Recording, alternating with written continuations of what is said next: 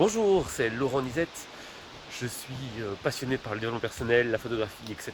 Et je suis dans une forêt où les arbres sont très très anciens, une végétation luxuriante, très fragile d'ailleurs, qu'il faut essayer de préserver. Alors je suis là parce que je voulais répondre à une question qui m'a été posée sur YouTube, qui est en fait, quelle est la différence entre l'épanouissement et l'équilibre? Alors l'équilibre c'est l'harmonie. Donc être en équilibre, ça veut dire qu'on n'est pas victime d'obsession, on n'est pas victime de manque. En fait, on est en quelque mesure comblé, on est dans une situation en fait où on manque de rien. Et cette situation, elle est nécessaire pour pouvoir penser plus loin, hein, pour pouvoir penser justement à l'épanouissement.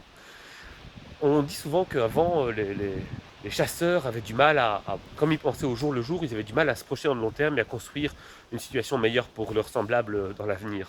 Et c'est vrai, tant qu'on n'est pas en fait en équilibre, tant qu'on sort pas du danger, parce que l'équilibre c'est sortir du danger, que ce soit affectif, etc., eh bien on a du mal à penser plus loin. Donc une fois qu'on est dans une situation d'équilibre, eh bien on va pouvoir construire son épanouissement. Et l'épanouissement, qu'est-ce que c'est?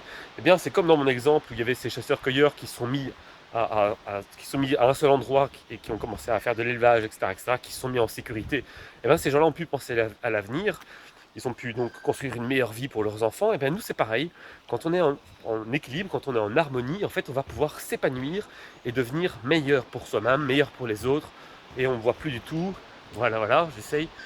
Voilà, meilleur pour les autres, on va s'épanouir, devenir meilleur. Donc ça veut dire qu'on va en fait donner naissance, enfin faire plus de place à nos talents et faire plus de place au partage. Donc l'épanouissement, c'est quelque chose de nécessaire, mais avant de pouvoir s'épanouir, il faut être en équilibre.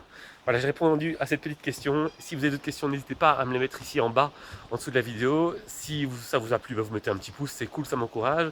Si vous n'êtes pas encore abonné, n'hésitez pas. Et vous pouvez toujours vous inscrire sur mon site web, à ma petite mailing list pour recevoir le petit cadeau et pour m'encourager et pour me dire bonne journée. Allez, je vous laisse. Ciao, ciao.